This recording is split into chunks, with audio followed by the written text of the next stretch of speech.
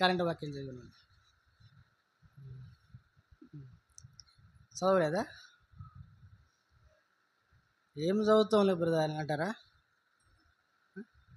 రండి, దేవుని వాక్యంలో మనము ప్రభు బల కొరకు కీర్తనల గ్రంథం 50వ అధ్యాయము 20వ వచనాన్ని అందరం కలిసి మనము చదువుదాం. ప్రభు బల కొరకు మనలను మనమే పరీక్షించుకొని యోగ్యముగా మనము పాలు పొందే దాని కొరకు 50వ అధ్యాయము 23వ వచనం మనం కలిసి. స్తుతి యాగము అర్పించువాడు నన్ను మహిమపరచుచున్నాడు. చాలు, నన్ను మహిమపరచుచున్నాడు. ప్రభు సహాయం కొరకే మనము చిన్న ప్రార్థన చేస్తాం. ప్రభువా, స్తోత్రాలు, నీ నామములో వందనాలు చెల్లిస్తుంటున్నాము. తిరిగి రెండో సెషన్ ప్రభు, మరి ప్రభు బల్ల కొరకు మమ్మలను మీరు సిద్ధపరిచిన కొరకే వందనాలు.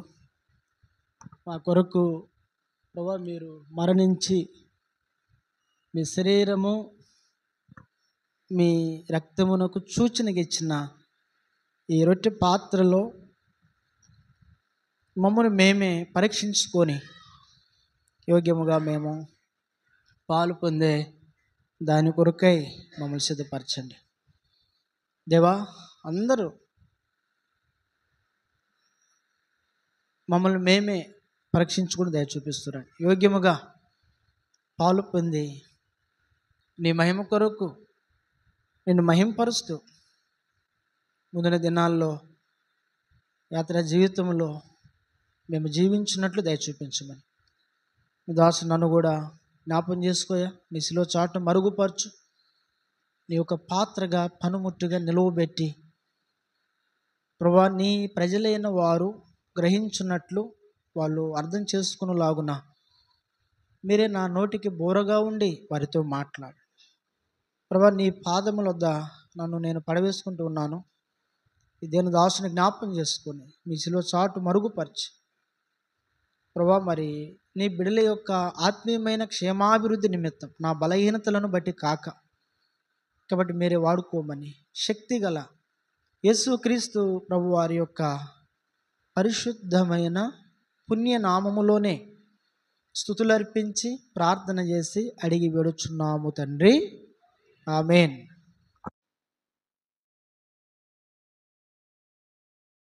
వాక్యములో మనము కీర్తనల గ్రంథము 50వ అధ్యాయాన్ని 23వ వచనాన్ని మనం చూస్తూ వచ్చాము. ఆయన శరీర రక్తమాంసములలో మనము పాలిభాగస్తులుగా చేయబడాలి. ప్రభు అన్నాడు, నా శరీరము తిని నా రక్తము త్రాగువాడే నిత్య జీవము గలవాడు, అంత్యదినమున నేను వానిని లేపుదునన్నాడు. కాబట్టి ఆయన శరీరము ఆయన రక్తము మన మధ్యలో ప్రభు ఉంచున్నాడు. ఆ రొట్టె పాత్రకు సూచనగా. కాబట్టి అది కూడా మనము ఎలా పడితే పాలు పొందేది కాదు. యేసుప్రభు వారు చెప్పినాడు పౌలు గారి ద్వారా, కాబట్టి ప్రతి మనుషుడు తన్ను తాను పరీక్షించుకొని అలాగు చేసి ఆ రొట్టెని తిని ఆ పాత్రలోనిది తాగవలెను అని ప్రభు చెప్పాడు. కాబట్టి మనము యోగ్యమైన రీతిలో పాలు పొందాలి. ప్రభు అన్నాడు, నేను పరిశుద్ధుడనై ఉన్న ప్రకారము మీరు కూడా పరిశుద్ధులై ఉండండి ప్రభు చెప్పినాడు. కాబట్టి దేవుని బిడ్డలారా, ఆయన మన కొరకు కొట్టబడ్డాడు, మన కొరకు మరణించాడు, మన కొరకు సమాధి చేయబడ్డాడు, మన కొరకు ఆయన తిరిగి లేచాడు, మన కొరకు పరలోకానికి ఆయన ఆరోహణమై వెళ్ళినాడు. దేని కొరకంటే తానుండు స్థలములో మనం ఉండులాగున మన కొరకు ఆయన స్థలము సిద్ధపరచడానికి. కాబట్టి ఆ ప్రభువారు మరలా, యేసు ప్రభువారు మరలా రానై ఉన్నాడు మనల్ని తీసుకొని వెళ్ళేదాని కొరకు. మరి ఎవరు ఆయన ఎదుర్కోగలరు ఈ లోకములో? బైబిల్లో ప్రభు అంటాడు లోక సువార్తలో, మనిషి కుమారుడు రెండోసారి భూమి మీదకి వచ్చినప్పుడు విశ్వాసులలో విశ్వాసము కనుగొనుని అంటాడు. అంటే ఏంటి అర్థము? విశ్వాసులంటే ఎవరు? దేవుని బిడ్డలే విశ్వాసులంటే దేవుని బిడ్డలే, పిశాసులు కాదు. విశ్వాసులంటే పిశాచులు కాదు. విశ్వాసులు అంటే విశ్వాసులే. కాబట్టి విశ్వాసుల్లో ప్రభు ఏమంటున్నాడు? విశ్వాసము కనుగొనునా అంటే ఏంటి అర్థము? నేను చూస్తానా అంటున్నాడు. ఆయన చూస్తాను అంటున్నాడు. అంటే ఇప్పుడు ఆ మాట ప్రకారము మనం ఏమి ఎరగాలి అంటే వాస్తవంగా అంటే విశ్వాసం ఏమైపోతూ ఉందంట చెప్పాలా? తగ్గిపోతుంది, సన్నగిల్లిపోతుంది విశ్వాసం. కాబట్టి ప్రభు అనే మాట ఏంటంటే దేవుని బిడలంగా ఆయన శరీర రక్తమాంసములలో మనము యోగ్యమైన రీతిలో పాలి భాగస్థలము కావాలి. కాబట్టి ఇప్పుడు వాక్యంలో చూడండి 23వ వచనం 50వ అధ్యాయము కీర్తన, స్తుతియాగము అర్పించువాడు అన్నాడు. ఇప్పుడు మనము మొదటి సెషన్లో ఏం చేసాము అమ్మా? అదే సార్ ఏం చేసాము చెప్పు. దేవునికి మన స్తుతి ఆరాధన సమర్పించాం. ఇప్పుడు ప్రభు వల్ల కొరకు ప్రభు అనే మాట ఏంటి అంటే రాయబడినటువంటి మాట ఏంటి అంటే ప్రభు అనే మాట చూడండి, నన్ను మహిమపరచుచున్నాడు. అంటే ఇప్పుడు దేవుణ్ణి మనము మహిమపరిచనములో ఉండాలి. ఆయన శరీర రక్తమాంసములలో మనము పాలిభాగస్వరముగా చేయబడాలి అంటే దేవుని బిడ్డలారా మనం ఏం కావాలంట చెప్పండి? దేవుణ్ణి మహిమపరిచే అనుభవంలో ఉండాలి. కాబట్టి యెషయా 43:7 దాని కొరకే ప్రభు మనం సృజించాడు. నా మహిమ నిమిత్తము నేను పుట్టించిన నా ప్రజలు, లేకపోతే నా జనులు, నేను కలగజేసిన నా జనులు అంటాడు దేవుడు. ఇప్పుడు దేని కొరకు యేసు క్రీస్తు ప్రభు వారు నిన్ను నన్ను మనం సృజించాడు అంటే ఆయన మహిమ కొరకు. ఆయనను మహింపరుస్తానే ఈ లోకములో మనము మన పని, మన ఉద్యోగము, మన వ్యాపారము, లేకపోతే ప్రభు మనకిచ్చింది ఏదైనా సరే మనం చేసుకుంటూ ముందుకు సాగాలి. అంతేగాని ప్రభు మహిమని మనం విడిచిపెట్టి మన కొరకు మనము కాదు. ప్రభు ఏమన్నాడంటే మొదట ఆయన నీతిని, ఆయన రాజ్యాన్ని మనం వెతకాలి. అప్పుడు ఏం కావాలో మనకు అక్కరగా ఉన్నవన్నీ మనకంటే కూడా ఎక్కువ తెలుసు, దేవుడు తెలుసు. ఇప్పుడు దేవుడు తెలుసు వాస్తవంగా చెప్పాలంటే. ఇప్పుడు మన గురించి మనకేం తెలుస్తుంది? ఒక 10 సంవత్సరాల తర్వాత ఎవరు ఎట్లుంటారు ఎవరు తెలియదు. ఇక్కడ ఉన్నటువంటి వారు ఎంతమంది ఉంటారు, ఎంతమంది పోతారు, ఎక్కడ ఉంటారు, ఏడ ఉండరు తెలియదు. వాస్తవమే అది నేర్పేది. ఇప్పుడు ఏది నీది నాది అనేది ఏమీ లేదు. ప్రభు ఏమన్నాడు? నీ జీవం ఏ పాటిది అన్నాడు ప్రభు. బైబిల్ ప్రకారం నేను చదువుతున్నా, మీరు అట్లా అనుకోవద్దు. మరలా బైబిల్ ప్రకారం చదువుతున్నా. నీ జీవం ఏ పడిది, నువ్వు ఎంతలో అంతలో కనబడి ఇంతలో మాయమైపోయే ఆవిరి వంటి జీవితం ప్రభు చెప్పినాడు. అంటే మానవుని యొక్క జీవితం ఆయుష్ నీటి మీద బుడగ లాంటిదని ప్రభు చెప్పినాడు. కాబట్టి సరే ప్రభు ఉంచితే మంచిదే, అందుకంటే ఏముందిలే కానీ భాగ్యం ఇంకా సరే అది వేరే సంగతి. సరే ఏది ఏమైనా ప్రియమైన ప్రభు బిడ్డలారా, ఈ లోకములో ప్రభువుని మనం ఏం చేయాలంట? మహిమపరచాలి, ప్రభువును మహిమపరచాలి. ఇప్పుడు పోయిన వారం మనం చూసాం దేనితో ప్రభువును మహిమపరచవచ్చు అంట. ఒకటి చెప్పాలా? దేహముతో. కొరింథీయులకు రాసిన మొదటి పత్రిక 6:23 20 చదివింది ఆ మాట. మీరు విలువ పెట్టి కొనబడిన వారు కాబట్టి మీ దేహముతో ప్రభువుని ఏం చేయమన్నాడు? ఆయన మహిమపరచమన్నాడు. కాబట్టి వాళ్ళ దేహాలతో ఎవరు ప్రభువును మహిమపరిచారో మనము కొంతమంది వ్యక్తులు చూస్తూ వచ్చినాం. అది పోయిన వారు. మరి ఇప్పుడు రెండవదిగా మనము ప్రభువుని ఎలా మహిమపరచవచ్చు అంటే బైబిల్లో రండి చదువుదాము. రెండవ తలంపు ఏది? ఈ భాగం రెండవ తలంపు రండి చదువుదాము. కీర్తనల గ్రంథం 86వ అధ్యాయము. కీర్తన 86వ అధ్యాయము 12వ వచనం చదువుదాం. 86:12 నా పూర్ణ హృదయముతో నేను నీకు కృతజ్ఞతాస్తుతులు చెల్లించెదను, నీ నామమును నిత్యము మహిమపరచెదను అన్నాడు. ఆయన నిత్యము మహిమపరచెదను అన్నాడు. ఇప్పుడు మనం దీన్ని ఎలా చదవాలంటే నా పూర్ణ హృదయముతో నిత్యము నీ నామాన్ని నిత్యము మహిమపరచెదను రాయబడింది. మీరు జాగ్రత్తగా వినాలి. రెండవదిగా మనము ప్రభువుని ఎలా మహిమపరచవచ్చు? మన హృదయముతో, అది పూర్ణ హృదయముతో ప్రభువుని ఏం చేయాలంటే మనము మహిమపరచాలి. ఇప్పుడు మీరు అడగవచ్చు నన్ను ఏమని? పూర్ణ హృదయముతో ప్రభువుని మహిమపరచాలి అంటే ఎలా? పూర్ణ హృదయముతో ప్రభువుని ఎలా మహిమపరచాలి? ఇప్పుడు అందరూ చెప్పే మాట అది. నేనైనా కూర్చొని వినే మీరైనా ఎవరైనా ఏం చెబుతారు? నేను నా పూర్ణ హృదయముతో ప్రభు నేనేం చేస్తున్నాను? మహింపరుస్తున్నా. నేను ఆత్మతో సత్యముతో నేనేం చేస్తున్నాను? నేను ఆరాధిస్తూ ఉన్నా అని మనం చెప్పొచ్చు. కానీ బైబిల్ దాన్ని అంగీకరించదు. గుర్తుపెట్టుకోవాలి. ఒక వ్యక్తి పూర్ణ హృదయంతో ప్రభువుని మహింపరుస్తూ ఉన్నాడు అంటే పూర్ణ హృదయంతో చేయవలసిన పనులు ఉన్నాయి బైబిల్లో. అర్థమవుతుందా? పూర్ణ హృదయంతో ప్రభువు చెప్పినటువంటి కార్యాలు ఉన్నాయి. ఆ పూర్ణ హృదయంతో ప్రభువు చెప్పినటువంటి కార్యాలు చేస్తేనే మన పూర్ణ హృదయంతో ప్రభువుని ఏం చేసినట్లు, మనము మహిమపరిచినట్లు. అంతేగాని పూర్ణ హృదయంతో ప్రభువు చెప్పిన రీతిలో మనము ప్రవర్తించకుండా, జీవించకుండా, ప్రభువా నేను పూర్ణ హృదయంతో నేను ఏం చేస్తున్నాను, మహింపరుస్తున్నాను అంటే ఇక మనకంటే దౌర్భాగ్యులు ఎవరు కూడా ఉండరు. వాస్తవం, బైబిల్ సెలవిచ్చే మాట. అవునా కదా? బైబిల్ సెలవిచ్చే మాట. ఇప్పుడు మనం చూద్దాం. పూర్ణ హృదయం అనేది అండర్లైన్ చేసుకుందాం. ఈ పూర్ణ హృదయంతో ఎట్లా, ఏ రీతిగా మనము జీవిస్తే పూర్ణ హృదయంతో ప్రభువుని మనము మహిమపరిచినట్లు. రండి చదువుదాం. రండి త్వరగా చదువుదాం. కొన్ని మాటలు, కొన్ని త్వరగా నేను త్వరగా ముగించడానికి ప్రయత్నం చేస్తా.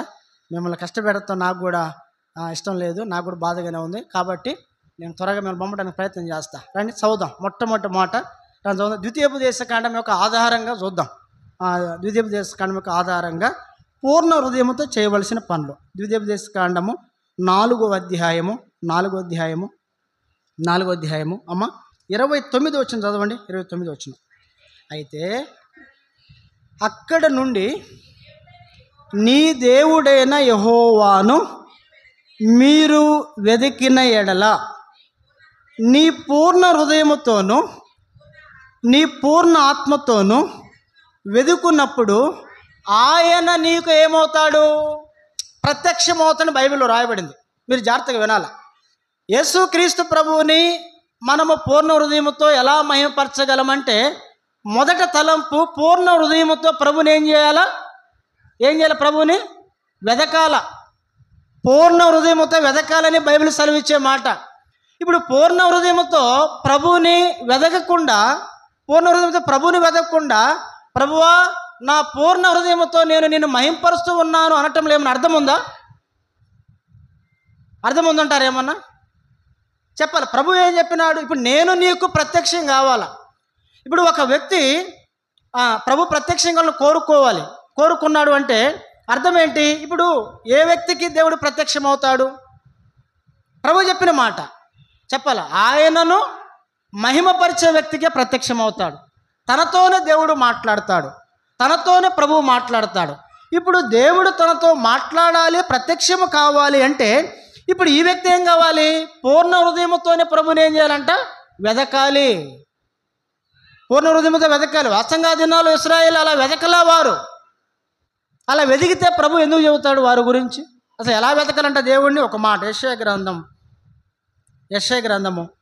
55:6-7 ఎప్పుడు చదివి ఒక మాట చూడండి. యెహోవా మీకు దొరుకు కాలమందు ఆయన ఏం చేయాలంటండి?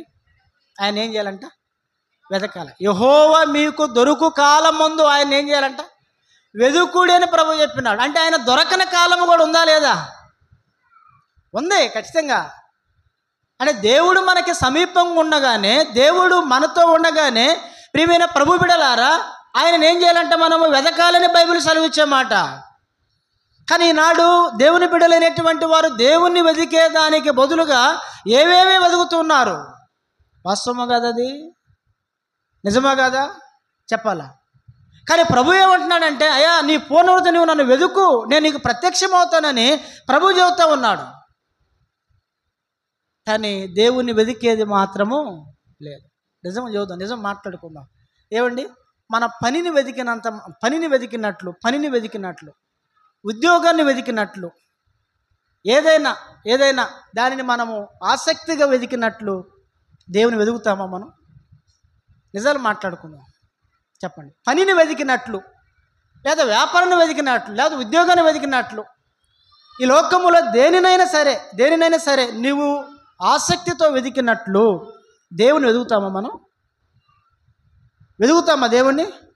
మనం వెతకలేము. చూడండి, అలా వెతికినటువంటి వారు ఉన్నారు. దేవుని వాక్యం లేరని కాదు. లూకాసు వార్త 19వ అధ్యాయము మొదటి నుంచి మనం చూసినట్లయితే ప్రియమైన వారు ఎరుకో పట్టణంలో ధనవంతుడైన ఒక మనుషుడు. ఎవరంట ఆయన? జక్కయ్య. సామాన్యమైన వ్యక్తి. యెరికో పట్టణంలోనే ధనవంతుల జాబితాలో ఆయన పేరు కూడా ఉంది. చాలా గొప్పవాడు ఆయన.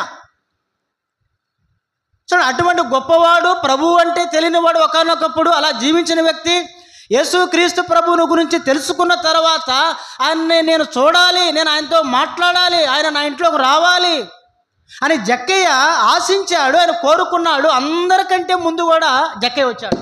ఎక్కడికి వచ్చాడు? చెట్టు మీదకి వచ్చినాడు. బైబిల్ ఆ మాట చదువుదాం. చూడండి, లూకాసు సువార్త 19వ అధ్యాయం మొదటి నుంచి కొన్ని వచ్చిన చదువుదాం త్వరగా. ఆయన సంచరించుచు యెరికో పట్టణములో ప్రవేశించి దాని గుండా పోవుచుండెను. ఇదిగో సుంకపు గుత్తదారుడును ధనవంతుడునైన జక్కయ్య అను పేరు గల ఒకడు. ఆ పట్టణములోనే జక్కయ్య అనే వ్యక్తి ఎవరంట? ఒక అనామకుడు కాదండి, అనామకుడు కాదు, ఏమి లేనివాడు కాదు ఆయన. జక్కయ్య అనే వ్యక్తి ఎవరంటే, ప్రియమైన వాళ్ళు, ఆ దినాల్లోనే ఆయన గవర్నమెంట్ ఎంప్లాయ్ వాసన చెప్పాలంటే ట్యాక్స్ వసూలు చేసే వ్యక్తి ఆయన. ఆయన ధనవంతుడని బైబిల్లో రాయబడింది. ధనవంతుడు మాత్రమే కాదు, చాలా మందికి ధనం ఉన్నా కానీ ఏముండదంట? పేరుండదు. ధనము కంటే కూడా ఎక్కువ ఏం కావాలా? పేరు కావాలా. చాలా మందికి డబ్బు ధనం ఉంటుంది కానీ పేరుండదు. ప్రియమైన ప్రభు బిడ్డలారా, ఈయనకి ధనంతో పాటుగా ఏముందంట? పేరు కూడా సంపాదించుకున్నాడు ఆయన. ఎవరంటే జక్కయ్య అనే వ్యక్తి. యేసుక్రీస్తు ప్రభు వారు యెరికో పట్టణంలోనికి ప్రవేశించేదానికి ఆయన ఎప్పుడు వచ్చినాడు? యేసు ప్రభు వచ్చినాక వచ్చి చెట్టు ఎక్కాడు ఆయన. ఎప్పుడు వచ్చాడంటే ఆయన ముందుగానే వచ్చి కూర్చున్నాడు ఆయన. ఇప్పుడు వాక్యం ఏమని, యెహోవా దొరుకు కాలం ముందు మీరు ఆయన ఏం చేయమన్నాడు? ఆయన వెతకమని ప్రభు చెప్పినాడు. అది ఎలా వెతకాలి? పూర్ణ హృదయంతో జక్కయ్య ప్రభు వెతికినాడా కాదా? మాట్లాడరు, చెప్పరేంటండి? జక్కయ్య అనే ధనవంతుడు, పేరు కలిగిన వ్యక్తి యేసుక్రీస్తు ప్రభువుని పూర్ణ హృదయంతో వెతికినట్లు బైబిల్లో రాయబడి ఉన్నది. ఆయన పేరు సువర్ణాక్షరాలతో రాయబడి ఉంటుంది. పరిశుద్ధ గ్రంథమైన బైబిల్లోనే ఆయన పేరు రాయబడి ఉంది. ఎప్పటి వరకు ఈ పేరు నిలిచి ఉంటుంది చెప్పండి మీరు? చెప్పాలా? ఈ లోకము ఉన్నంత కాలము, యేసుక్రీస్తు ప్రభు వారు వచ్చేంత కాలము, ఈ పరిశుద్ధ గ్రంథము బైబిల్ ఉన్నంత కాలము జక్కయ్య పేరుని బైబిల్ నుండి తీయగలరా? ఎంతమంది లేరు ఆ దినాల్లో? ధనవంతులు లేరా చెప్పండి? పేరు కలిగిన వారు లేరా చెప్పండి? చాలా మంది ఉన్నారు. అయినప్పటికీ కూడా జక్కయ్య ఏం చేసినాడంటే, ప్రియమైన ప్రభు బిడ్డలారా, ఆయన పూర్ణ హృదయంతో ప్రభువుని ఏం చేశాడు? ఆయన వెదికినటువంటి వాడు. ఇప్పుడు ఈ వ్యక్తి ద్వారా ప్రభు ఏమవుతున్నాడు? ఆయన దేవుడు మహిమపరచబడుతున్నాడు దేవుడు. అందుకే ఆయన అన్నాడు, ఏమన్నాడు?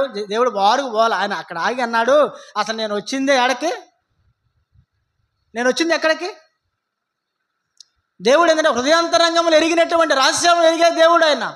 తన హృదయంలో జక్కయ్య అనుకున్న దానిని ప్రభు ముందే ఏం చేసినాడు? ఆయన గ్రహించి ప్రభు ఏమన్నా తెలిసా? జక్కయ్య, నేను వచ్చింది ఎక్కడికి? నీ ఇంటికే. నేడు నేను నీ ఇంట ఉండవలసి ఉన్నది, రా అని చెప్పేసి యేసు ప్రభు వారు జక్కయ్యని త్వరగా దిగిరా అంటే జక్కయ్య దిగి వచ్చినాడు. ప్రియమైన ప్రభు బిడ్డలారా, గమనించాలి. కాబట్టి నీవు పూర్ణ హృదయంతో ప్రభుని ఏం చేయాలంట? వెతకాలి.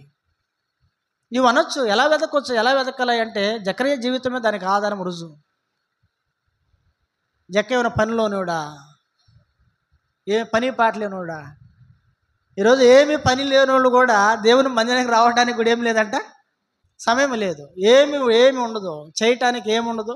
కానీ రావటానికి మాత్రం ఏముండదంట, మనసే. ఇంటికాడ ఏం పని లేదు, రావటానికి మాత్రము మనసు లేదు.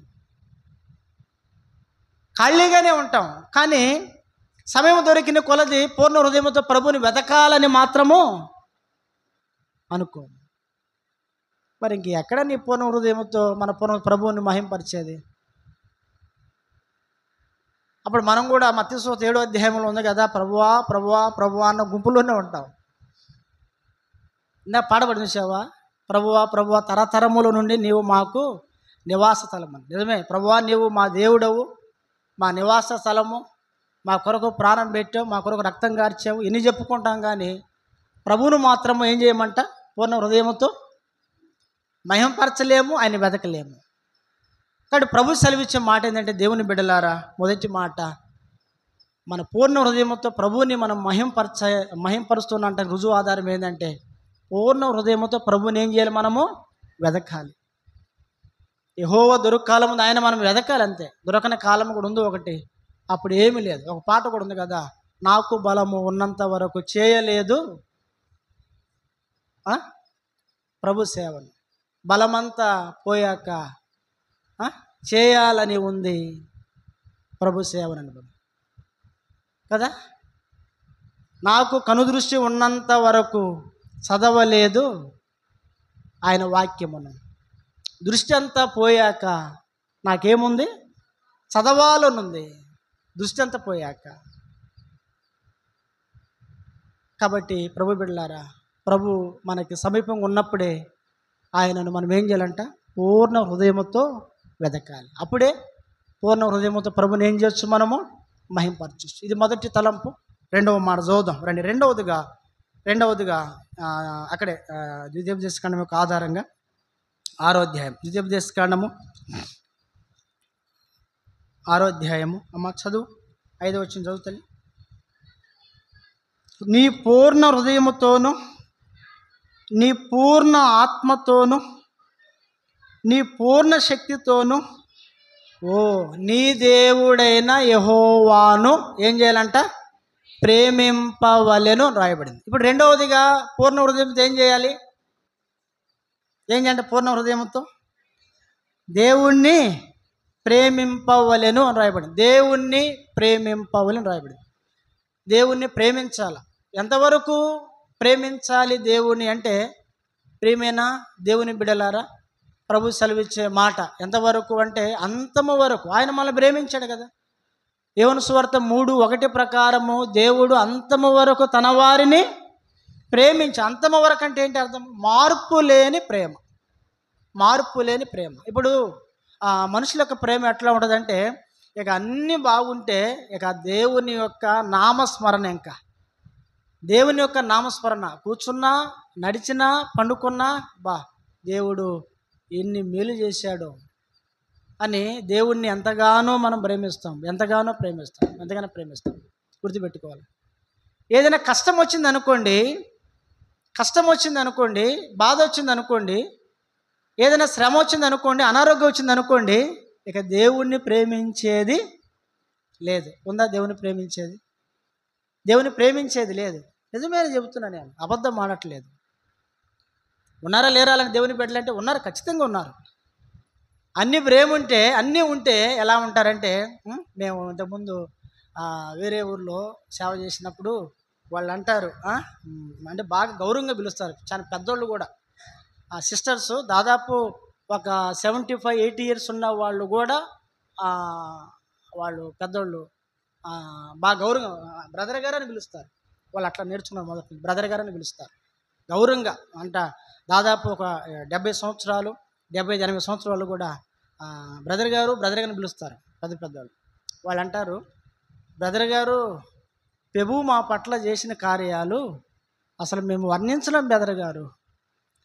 అసలు ఆ ప్రభువుని మేము మర్చిపోలేం బ్రదర్ గారు అంటారు.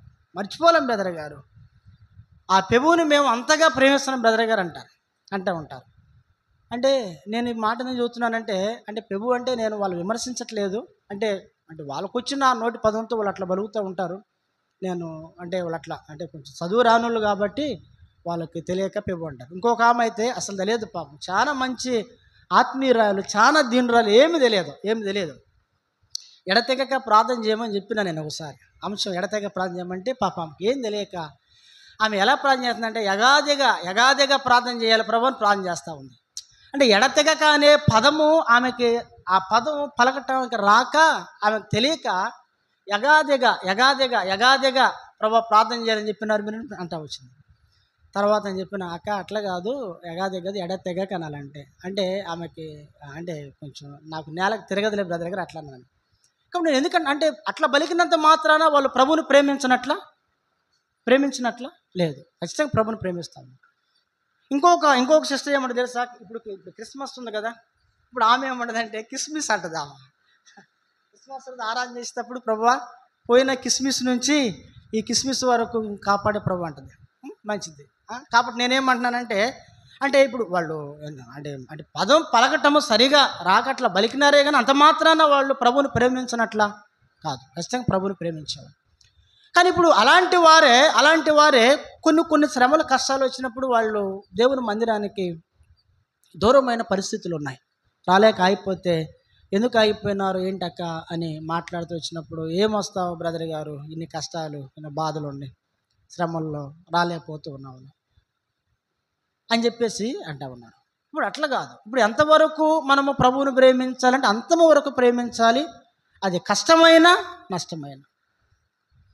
అంటే నువ్వు ఇప్పుడు ఒకవేళ మనకి శ్రమ రావచ్చు, బాధ రావచ్చు, కష్టం రావచ్చు, కానీ ఒకనాటికి దేవుడు వాటన్నిటినీ ప్రభు తీసివేస్తాడు. సందేహం లేదు అందులో. రోమా 8:28 ఉంటాయి కదా, ఆయన ప్రేమించు వారికి, ఆయన సంకల్పము చొప్పున పిలువబడు వారికి మేలు కలిగే దాని కొరకు సమస్తము సమకూడి జరుగుతున్నాయి. కింద పుట్టినోట్లో ఉంది ఏమని, మేలు కలిగే దాని కొరకు దేవుడు సమస్తాన్ని సమకూర్చి జరిగిస్తూ ఉన్నాడు రాయబడింది. అంటే ఖచ్చితంగా ప్రభు మనకి మేలు చేసే దాని కొరకు సమస్తాన్ని ఏం చేస్తాడు, ఆయన సమకూర్చి మనకి మేలు కలిగేదాన్ని జరిగిస్తాడు. సందేహమే లేదు అందులో. అయితే మనం ఏం చేయాలంటే పూర్ణ హృదయంతో ప్రభుని ఏం చేయాలంట, ప్రేమించాలి.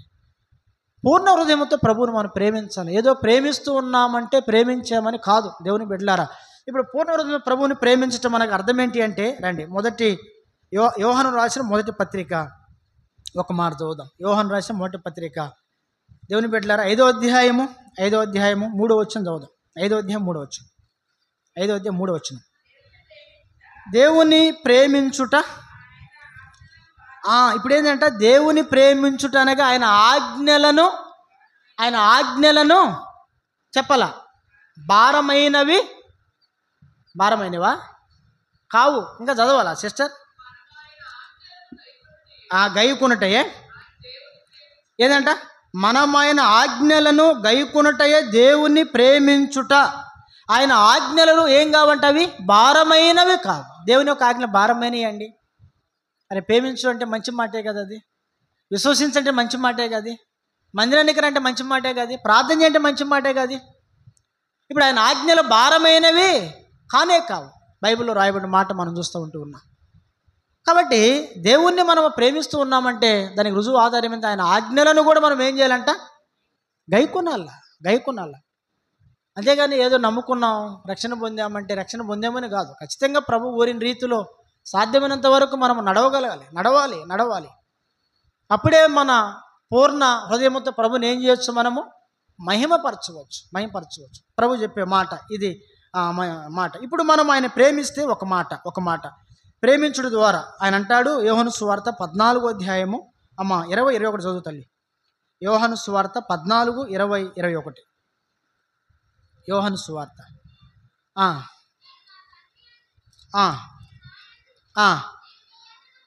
ఇప్పుడు ఏంటంట, ఇప్పుడు ఈయన ఎక్కడ ఉన్నాడు, యేసుప్రభు వారు తండ్రి యందు ఉన్నాడు.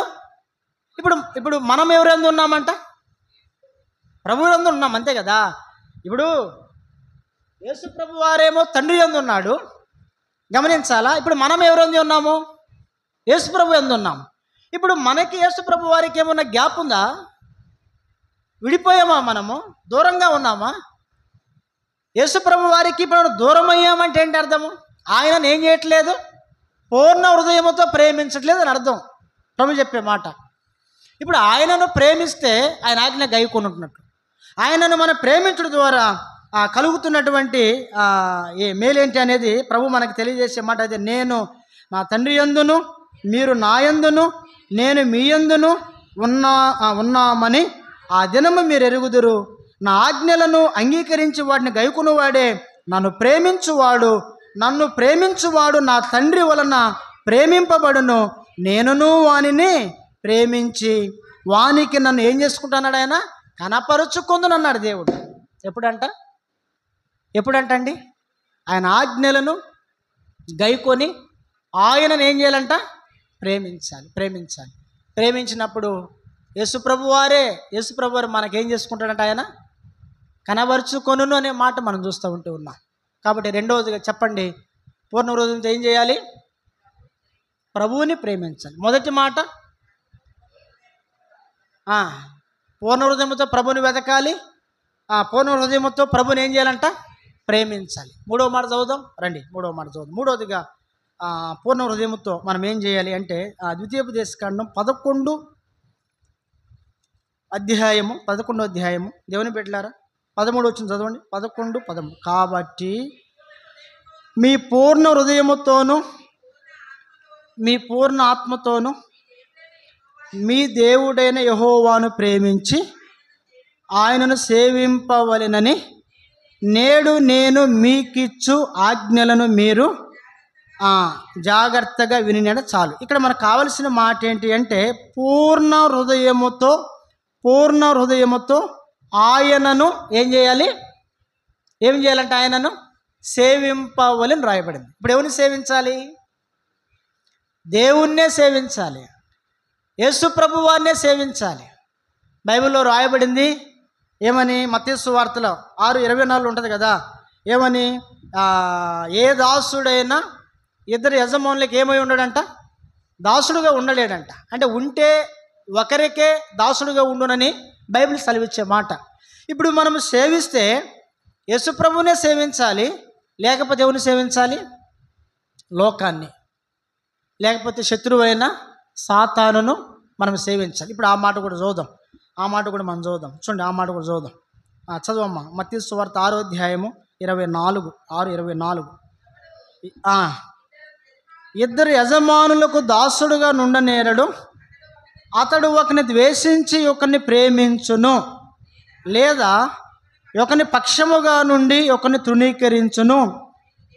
చాలు. ఇక్కడ మనకు కావలసిన మాట ఏంటంటే ఎవరికైనా ఒకరికే దాసులుగా ఉండాలి.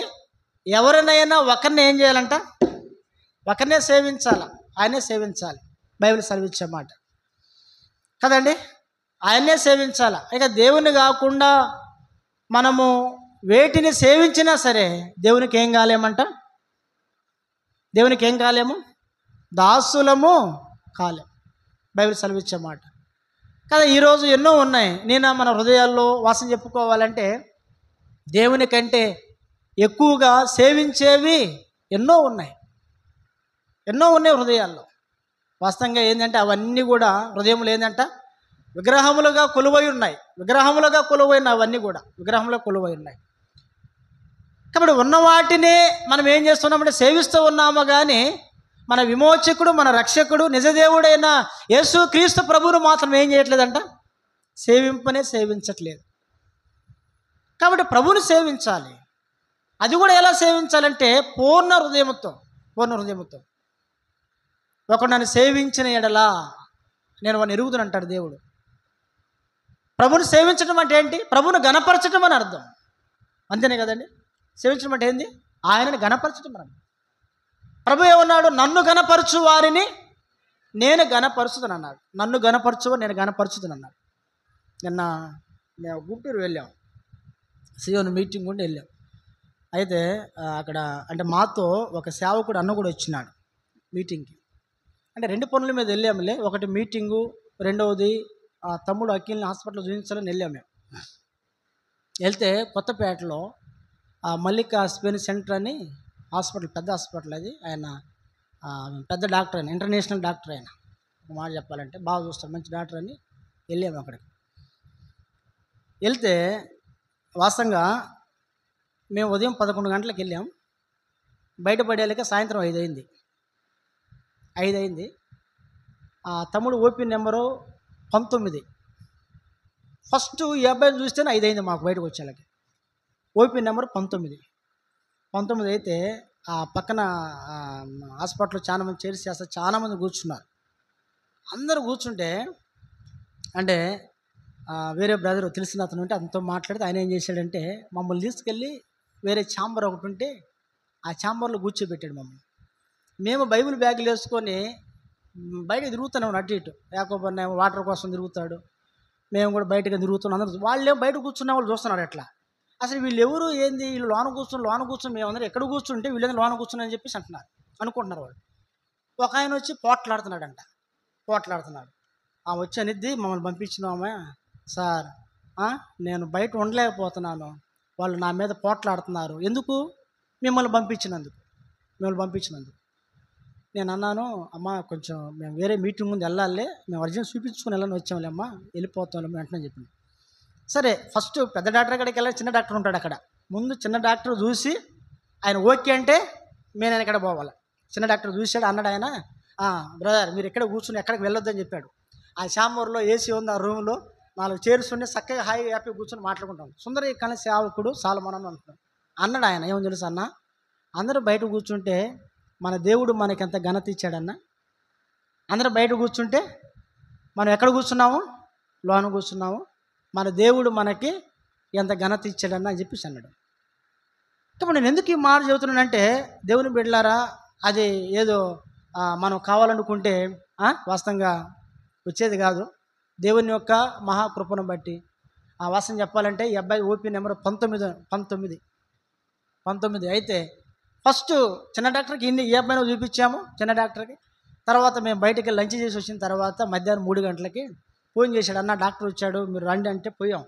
ఏం తమ్ముడా పోయావంటే, అన్న నన్ను కూర్చోబెట్టారు బయట, ఇప్పుడు కాదు నీది 19వ నెంబర్, మేము పిలుస్తాం కూర్చోని చెప్పారంట. అని వాళ్ళకి ఇప్పుడు ఎట్లా ఏంది పరిస్థితి అని మేము వచ్చి మరలా వేరే అతనికి ఫోన్ చేస్తే ఆయన ఏం చేసినాడంటే, మేము కూర్చొనే ఉన్నాం, ఈ అబ్బాయిని తీసుకెళ్ళి లోన కూర్చోబెట్టాడు, ఫైల్ అని తీసుకెళ్ళి లోన కూర్చోబెట్టాడు.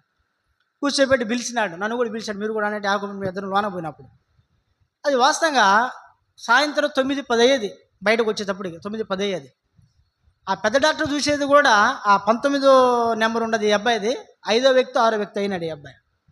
కాబట్టి నేను ఎందుకు ఈ మాట చెబుతూ ఉన్నాను అంటే, ప్రియమైన ప్రభు బిడ్డలారా, ప్రభు చెప్పిన మాట ఏంటంటే, నన్ను గణపరచు వారిని నేను గణపరుచుని ప్రభు చెప్పినాడు. ఒకవేళ అది దేవుని ఏర్పాటు, దేవుని చిత్తం కాదు అనుకున్నాం అనుకోండి, అందరితో పాటే మేము కూడా ఉండేవాళ్ళం, తప్పదు. 10-11 అయ్యేది వచ్చేటప్పుడు. ఫస్ట్ ఓపీఏ 11 గంటల నుండి సాయంత్రం 5 అయిందంటే బయటపడేళ్ళకి, మరి 19వ నెంబర్ ఓపీ అని ఎంత అయితే టైం మీరు చెప్పండి, చెప్పండి మీరు.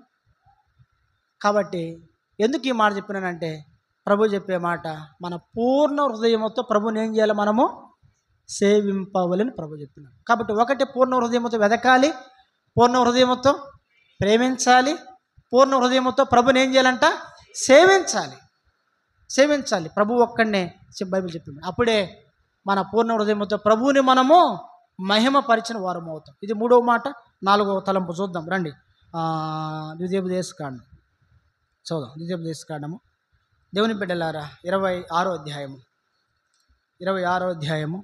చదవండి. 26 16 వచ్చిన చదువు తల్లి.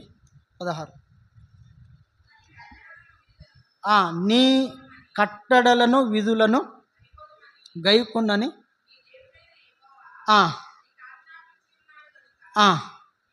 నీవు నీ పూర్ణ హృదయముతోను నీ పూర్ణ ఆత్మతోను నీవు వాటిని ఏం చేయాలంట, అనుసరించి నడుచుకునవలెను. అంటే ఏంటి అర్థము? పూర్ణ హృదయముతో మనం ఏం చేయాలి, నడుచుకోవాలనే మాట ఉంది. పూర్ణ హృదయముతో ఏం చేయాలంట, నడుచుకోవాలి అన్నాడు. అంటే దేవుని యొక్క కట్టడలను విధులను ఆజ్ఞలను గైకొంటూ ఏమి చేయాలంటే, దేవుని బిడ్డలారా నడుచుకోవాలి అని ప్రభు సెలవిచ్చే మాట. ఇప్పుడు అది ఎట్లా సాధ్యపడిద్ది, అది ఎలా సాధ్యపడిద్ది? అది భక్తుడు దావీదు మహారాజు మాట్లాడే మాట ఏంటంటే, ఒక మాట చదువుదాం. కీర్తనల గ్రంథము 119వ కీర్తన 119వ కీర్తన 105వ వచనం చదువుదాం. 119, 105, 119, 105. చూడండి, నీ వాక్యము చూడండి, నా పాదములకు దీపమును నా త్రోవకు వెలుగునై ఉన్నది. అంటే నా పాదములకు దీపం అంటే అర్థం ఏంటి? యాత్రా జీవితంలో వాక్యపు యొక్క వెలుగులో నడుచుకునుటని అర్థం. పాదములకు నీ వాక్యము వెలుగంటే ఏంటి అర్థము? చీకట్లో పోతామంటే వాక్యము వెలుగుగా మనకు దారి చూపించింది అని అర్థం, అంతేనా? కాదు. నడుచుకోనుట అనే మాట యాత్రా జీవితాన్ని చూపిస్తూ ఉంది. మనము పుట్టినది మొదలు మరణించేంత వరకు కూడా నడుచుట అనేది యాత్రా జీవితము. ఈ యాత్రా జీవితంలో దేవుని యొక్క వాక్యము మన పాదములకు ఎలా ఉందంట, వెలుగుగా ఉన్నది అనగా అర్థం ఏంటి? వాక్యపు యొక్క వెలుగులో నీవు జీవిస్తావని బైబిల్ సెలవిచ్చే మాట. వాస్తవంగా పూర్ణ హృదయముతో పూర్ణ ఆత్మతో ఏ వ్యక్తి అయితే నడవాలని కోరుకుంటాడో ఆ వ్యక్తి ఎలా నడుచునంటే, దేవుని బిడ్డలారా, వాక్యపు యొక్క వెలుగులో నడిచేవాడుగా ఉన్నాడని ఈ 119వ కీర్తన 105వ వచనం తెలియజేసే మాట. అంటే ఇక్కడ భక్తుడు ఎలా నడుస్తున్నాడు? ఆయన పాదములకు దేవుని వాక్యం ఎలా ఉందంట? వెలుగుగా ఉన్నదంటే ఏంటి అర్థము? ఆయన వాక్యపు యొక్క వెలుగులో నడుస్తూ ఉన్నాడు. వాక్యపు యొక్క వెలుగులో నడవటానికి మూలం ఏంటంటే ఆ వ్యక్తి పూర్ణ హృదయముతో ఆయన ఆజ్ఞలను విధులను ఏం చేస్తున్నాడంట? కట్టలు ఏం చేస్తున్నాడంట? ఆయన అనుసరిస్తూ ఉన్నాడు, నడుచుకుంటూ ఉన్నాడు. కాబట్టి వాక్యపు యొక్క వెలుగులో నడుస్తూ ఉన్నాడని అర్థం. బైబిల్ సెలవిచ్చే మాట అది. కాబట్టి చెప్పాలి 4వదిగా ఎలా నడవాలంటండి చెప్పాల? పూర్ణ హృదయముతో నడవాలి. పూర్ణ హృదయంతో నడవచ్చు. ఇప్పుడు చాలామంది పూర్ణ హృదయముతో నడుచుటలో ఏమైనారంట? తప్పిపోయినారు. దారి తప్పి నడిచే వాళ్ళు ఉన్నారు. పాట ఉంది కదా, దారి తొలగితి వేళ, ఉందిగా పాట. దారి తొలగితి వేళ రక్షణ మార్గము వెదకు, అంతేనా? రక్షణ మార్గము వెదకు అంటే ఏంటి అర్థము? ఏ వ్యక్తి అయితే దేవుని బిడ్డలారా పూర్ణ హృదయంతో పూర్ణ ఆత్మతో ఆయన ఆజ్ఞల కట్టలు అనుసరించి నడుస్తాడో ఆ వ్యక్తి దేవుని వాక్యపు యొక్క వెలుగులో నడుస్తూ ఉన్నాడని అర్థం ఈ వచనం ప్రకారం. అదే ఆయన అంటున్నాడు, పాదములకు వెలుగు అంటే నేను వెలుగులో నడుస్తూ ఉన్నాను, చీకటిలో కాదు, వెలుగు నడుస్తున్నాను. కాబట్టి అప్పుడే మన పూర్ణ హృదయంతో ప్రభుని ఏం చేసిన వాళ్ళం అవుతాం? మనము మహిమ పరిచిన వాళ్ళం. అంతేగాని పూర్ణ హృదయంతో ప్రభువుని మహిమపరచాలి అని చదివినంత మాత్రాన మహిమపరిచినట్లా చెప్పాలండి. ఇప్పుడు ఆహారము వండిన తర్వాత, ముందు పెట్టిన తర్వాత స్మెల్ చూస్తే మనం తిన్నట్లా మనం తృప్తి చెందుతామా? లేదుగా. దాన్ని ఏం చేయాలి? మనము భుజించాలా అనగా అర్థం ఏంటంటే పూర్ణ హృదయంతో వెతుకు, పూర్ణ హృదయంతో ప్రేమించు, పూర్ణ హృదయంతో సేవించు, పూర్ణ హృదయంతో ఏం కావాలంట? నడు ప్రభు చెప్పే మాట. అప్పుడే మహింపరిచినట్లు. కానీ లేకపోతే ఉన్నామనుకుంటున్నావు, అంతే, భ్రమ అది. ఆ భ్రమలోనే ఏమైపోతున్నామంట? బ్రతికేస్తున్నాం అంతే. ఇంకా భ్రమలోనే దేవుని బిడ్డలకు ఏమవుతున్నారు? బ్రతికేస్తున్నాం, జీవిస్తున్నాం అంతే. వాస్తవంగా ఏ జీవం ఏమి లేదు, ఊరికే దేహాలు మాత్రం ఉన్నాయి, కానీ జీవం మాత్రం లేదు. అందుకే అన్నాడు కదా, జీవించుచున్నావన్న పేరు మాత్రము నీకు ఉన్నది, కానీ ఎవరు అంట? నీవు మృతుడువే. ఎవరి దృష్టికి? దేవుని దృష్టికి మృతుడివే. కారణం ఏంటి? వెతికేది లేదు, ప్రేమించేది లేదు. దేవుని బిడలారా ఏమని రాయబడి ఉన్నది? సేవించేది లేదు, నడిచేది లేదు. కష్టం. కాబట్టి అట్లా సాధ్యమైనంత వరకు ఎంత కష్టమైనా మనం జీవించాలి. అప్పుడే ప్రభువును మహింపరిచినట్లు. 4వ మాట. చివరికి 5వ మాట చూద్దాం రండి. చివరిగా 5వది పూర్ణ హృదయంతో మనం ఏం చేయాలి? ద్వితీయోపదేశకాండం 30వ అధ్యాయము చూద్దాం. 30వ అధ్యాయము 2వ వచనం చదవండి. 30వ అధ్యాయం 2వ వచనం.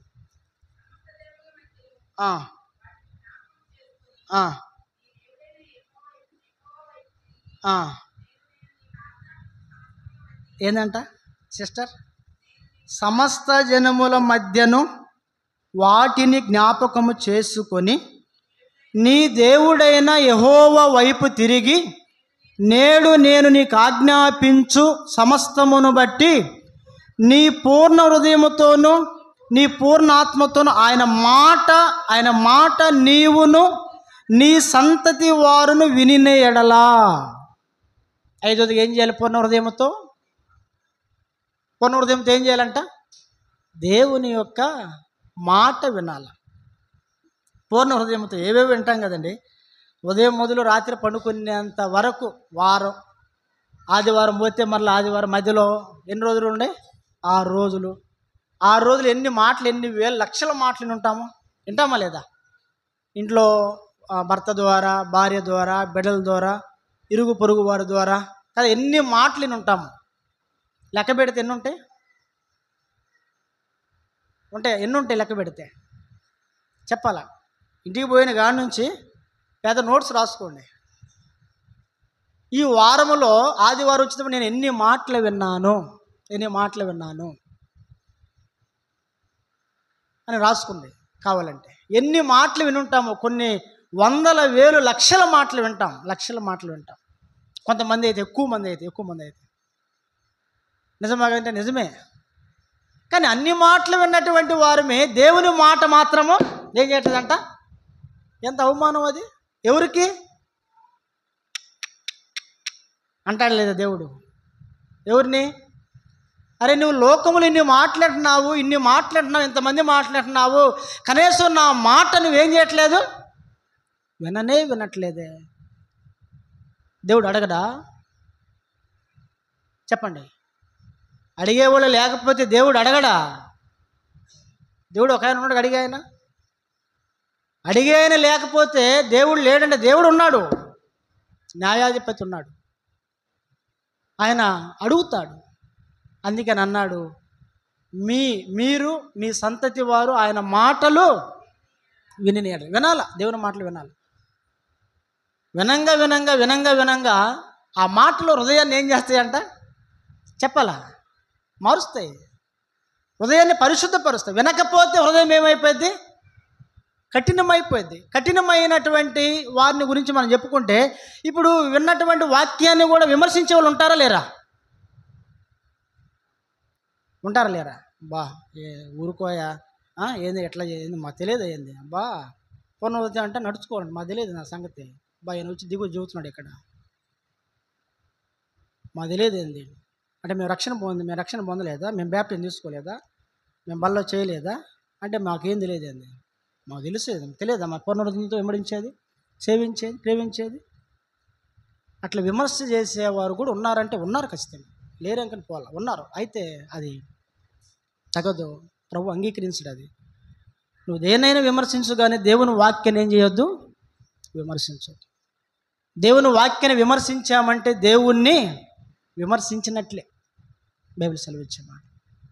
అయితే విన్న వాక్యాన్ని అంట చూసుకోవాలంట. మనం చూద్దాం మాట రండి. లోకాసు సువార్త మన ముగింపులోకి వచ్చాం. 8వ అధ్యాయము 8:18 లోకాసు సువార్త 8:18 చదువుదాం. 8:18 సిస్టర్ అమ్మ చదవం తల్లి. చూడండి, కలిగిన వానికి ఇయ్యబడును, లేని వారి యొద్ద నుండి కూడా తీసుకొని. ఇప్పుడు మనం ఏం చేస్తాము? ఉన్నవాడి దగ్గర నుండి తీసి ఏం చేస్తాము? వినాలి జాగ్రత్తగా. లేని వాడికి ఇస్తాం, అంతేనా? నీకుంది కదా కొంచెం బెటర్, అది ఆయనకి, అరే నువ్వు ఒక్కడవే తింటే అట్లా కొంచెం పెట్టకూడదు అంటారు కొంతమంది. ఉంది కదా కొంచెం ఇవ్వచ్చు అంటాం. కానీ దేవుడు అట్లా కాదు. దేవుడు ఏమన్నాడంట? ఉన్నవానికే ఇస్తాడంట, లేని వాడిది కూడా తీసి ఎవరికి ఇస్తానంటున్నాడు ఆయన? ఎవరికి ఇస్తానంటున్నాడు? కలిగి ఉన్నవానికి. అంటే ఏంటి? ఈ 2 మాటలకు అర్థం, భావం ఏంటి? లేని వాడంటే వాక్యము విననటువంటి వారని అర్థం. లేని వారంటే ఎవరు? వాక్యం ఉంది స్పష్టంగా, మక్కి టు మక్కి రిఫరెన్స్లు మనం చూడాలంటే ఉంది బైబిల్లో. లేని వారంటే ఎవరంటే దేవుని వాక్యము విననటువంటి వారు, ఆ వాక్యాన్ని వారి జీవితానికి అమలు చేసుకున్నటువంటి వారు. ఎవరంటే లేనివారు. అప్పుడు దేవుడు అంటాడు, నాయనా నీకు అనవసరంలే, నీకు వద్దులే, నువ్వు అలాగే ఉండలే, ఇది నీ దగ్గర ఉండదు కూడా, అది కూడా నీ ద్వారా, దాని ద్వారా నీకేమి లేదు, ఏ ప్రయోజనం లేదు, కాబట్టి దీనిని తీసి ఏమన్నాడు ఆయన? చెప్పాలా? ఉన్నవానికి ఇస్తానన్నాడు. కలిగి ఉన్నవానికి అంటే ఏంటి? ఆయన వాక్యము సమృద్ధిగా అంటున్నాడు. వాక్యము, ఆ విన్న వాక్యాన్ని సమృద్ధిగా తన జీవితం అన్వయించుకుంటున్నాడు. వాక్యపు యొక్క వెలుగులో జీవిస్తూ ఉన్నాడు. కాబట్టి లేని వాడిని కూడా తీసి ఎవరికి ఇస్తాడు? దేవుడు కలిగి ఉన్నవానికి ఇస్తాడు. ఇది బైబిల్ సెలవిచ్చే మాట. వాస్తవం ఇది. చాలా మందికి లేకుండా పోవటానికి గల కారణం ఏంటో తెలుసా? వాక్యం ఎందుకు వినట్లేదు? వాక్యం ఎందుకు వినట్లేదు అంటే వాస్తవంగా లేదు. వాస్తవంగా లేదు అంటే లేని దాన్ని ఇప్పుడు ఆల్రెడీ ప్రభు తీసి ఏం చేసినాడంట? కలిగి ఉన్న వానికి ఇచ్చినాడని బైబిల్ చెప్పే మాట. ఆ మాట ప్రభు అన్నాడు. చూసుకోండి మీరు ఏం చూసుకోమన్నాడు ఆయన? చెప్పాలా? నా దగ్గర లేదా, కలిగి ఉన్నానా నేను? చూసుకోవాలా. ఇవన్నీ చూసుకోకపోతే ఒకనాడు ఏం కావాలా? చెప్పాలా? బయటే ఏమైనా చిన్న ఉద్యోగానికే ఒక 30-40 సంవత్సరాలు ఈ లోకంలో ఉద్యోగానికి 30 ఉద్యోగానికి ఎన్ని పాటలు పడుతున్నాం ఇక్కడ. ఫస్ట్ క్లాస్ నుంచి మంచి ర్యాంకు కావాలి, అవి ఇవి ప్రార్థన చేయి, మా అబ్బాయికి ఉద్యోగం కావాలి, అమ్మాయికి ఉద్యోగం కావాలి. ఎన్ని సంవత్సరాలు ఉద్యోగం కోసం? దేనికోసం? ఒక 30-40. పిడి సుందర ఒక మాట చెప్పినాడు, జానడి పట్టు కోసం. నువ్వు లక్షలు సంపాదించిన, కోట్లు సంపాదించిన, నువ్వు అమెరికా పోయినా, ఆస్ట్రేలియా పోయినా, ఎక్కడికి పోయినా మానవుడు బ్రతకడానికి జానడి పట్టు కోసమే ఏ ఉద్యోగం చేసినా, వ్యాపారం చేసినా, పని చేసినా 30-40 సంవత్సరాలకి. తర్వాత ఏంటి? మన భవిష్యత్తు చూడాల్సింది ఇది. అది కాదు. నువ్వు అది ఉండలేక నువ్వు బతుకుతావు. రోడ్డున బెకారోడు బతుకుతాడు, లేనుడు బతుకుతాడు, ఉన్నోడు బతుకుతాడు, అందరూ బతుకుతారు, సందేహం లేదు అందులో. డబ్బున్నవాడు బతుకుతాడు, డబ్బు లేనివాడు బతుకుతాడు, అడుక్కునేవాడు బతుకుతాడు. రోడ్ల మీద పనుకున్న వాళ్ళు ఎలాగైనా ఆయన గుప్పెళ్ళు విప్పి ప్రతి జీవి కోరికను ప్రభు ఏం చేస్తాడు? ఆయన తీరుస్తాడు, సంతృప్తి పరుస్తాడు, సందేహం లేదు. ఉన్నవాడు డబ్బుంటే బ్రతుకుతామని అదేమీ లేదు. ఇంకో మాట చెప్పాలి, కరోనా టైంలో డబ్బు ఉండేవాళ్ళు ఎక్కువ మంది చచ్చిపోయినారు. అడుక్కునే వాళ్ళకి కరోనా రాలేదంట అసలు. వాళ్ళ చేతులు కూడా, హ్యాండ్స్ కూడా వాళ్ళు క్లీన్ కడుక్కుని కూడా, వాళ్ళ శానిటైజర్ అంటే ఏందో తెలియదు, మాస్క్ అంటే ఏం తెలియదు, అయినా వాళ్ళకి ఏం రాలా? చెప్పాలా? దేవుడు వారిని కాపాడలేదా? కాపాడాడు. అయితే మనం చూడాల్సింది ఏంటంటే నీలో, నాలో, మనలో ప్రభువు కోరింది ఉందా లేదా అది చూసుకోవాలి. అంతేగాని ఏదేదో చూసుకుంటే ప్రయోజనం ఏముంది? అసలు ఉండదు కూడా పోతుంది. ఆయన అంటున్నారు, అరే నాయన నీ దగ్గర ఉండదు, అది కూడా తీసేస్తున్నా, ఆ సంగతి నీకు తెలియదా అంటున్నాడు. నేను అనుకుంటా బహుశా వీళ్ళ దగ్గర తీసి వాళ్ళకే పోసినట్టున్నాడు దేవుడు. ఎవరి దగ్గరది? 5 తీసి మరో 5 పోసినట్లు మనం అనుకోవచ్చు అట్లా, ఆ మాట ప్రకారం. ఎవరంట వారు? ఎవరండి? అబ్బా బాగా చదువుతాం కదా, ఇలాంటి బాగా చదువుతాం. బుద్ధి కలిగిన కన్యకులు 5 బుద్ధి ఇవి మాత్రం బాగుంటాయి కదా. వాళ్ళ దగ్గర ఉంది కదా, మరి ఉంటే మీరు కొంచెం పోయిండి అని చెప్పేసి అనొచ్చుగా, వాళ్ళు కూడా తీసుకోవచ్చుగా. కాబట్టి ప్రభు అనే మాట ఏంటంటే మన దగ్గర అది లేకపోతే ఉన్న ఒకదాన్ని కూడా తీసి కలిగినవని ప్రభు ఇస్తాడు. ప్రభు అందుకే అన్నాడు. ఇంకోసారి ఆ మాట చదువుదాం అమ్మా, ఇంకోసారి ఆ మాట చదువుదాం అమ్మా, చదువుదాం. ఇయ్యబడును లేని వాని యొద్ద నుండి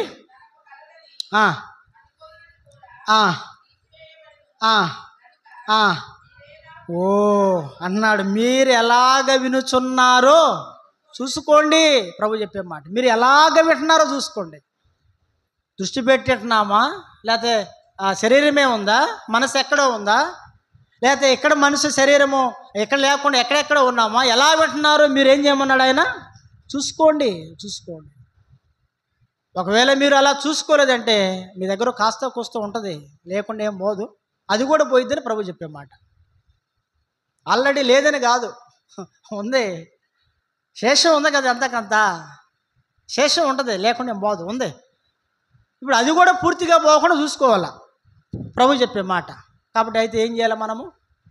మనం విన్నదానిని చూసుకోవాలి. మనకు అర్థం ఏంటంటే ఒక మాట చూడగా చూద్దాం. చూడండి, యాకోబు రాసిన పత్రిక 1:22 ఆ మాట చదివి మనం ప్రార్థన చేస్తాం. అమ్మా ఆ మాట చదవండి తల్లి ఒకసారి. మీరు వినువారు మాత్రమై ఉండి మిమ్మల్ని మీరు మోసపుచ్చుకొనకుండా. ఇప్పుడు విన్నదాన్ని మన జీవితానికి ఏం చేసుకోవాలంట? అన్వయించుకోవాలి, అమలు చేసుకోవాలి జీవితానికి. మనం ఏంటది? విన్న వాక్యం. కాబట్టి వినేది చూసుకోవాలి, విన్న వాక్యాన్ని మన జీవితానికి దాన్ని అన్వయించుకోవాలి, అంటే అమలు చేసుకోవాలని అర్థం. వాక్యపు యొక్క వెలుగులో సాధ్యమైనంత వరకు ప్రభు చెప్పేది. చిన్న చిన్న లోటుపోట్లన్నీ ఉండవు, ఉండకుండా ఉంటాయి. అయినప్పటికీ కూడా ప్రభు చెప్పిన మాట ఏంటంటే వాటిని దేవుని వాక్యపు వెలుగులో ఒప్పుకోవాలి, విడిచిపెట్టాలి. ఆయన కోరిన రీతిలో మనం బలలో పాలు పొందాలి. అప్పుడే ప్రభుని ఏం చేసిన వారు మొత్తం మనము మహిమ పరచనం. అంటే ఆ మాట చదువుదాం, మన పాఠానికి వెళ్దాం. కీర్తనల గ్రంథం 50వ అధ్యాయము 23. కీర్తన 23:23 వచ్చింది. చదవండి సిస్టర్. స్తుతియాగం అర్పించువాడు నన్ను మహిమపరచుచున్నాడు. చాలు, మహిమపరచున్నాడు. నేను వాస్తవంగా ఇది అంటే పోయిన వారం అయిపోవాలా నేను అనుకున్నాను. అంటే ఎందుకు సమర్పించని దాని గురించి 5 మాటలు పోయిన వారమే చెప్పాలనుకున్నా. ఎవరు ఎట్లా మహిమపరచనేది పోయిన చెప్పాలనుకున్నా. అయితే ప్రభు మాట్లాడిన దాన్ని బట్టి నాకు తలంపు వచ్చింది. ఒక్కొక్క మాట ఒక్కొక్క వారం వివరిస్తే బాగుంటుందని తలంపు వచ్చింది. నాకు కూడా ఒక నెల రోజులు కలిసినట్లుంటుంది దేవుని వాక్యం అనిపించింది.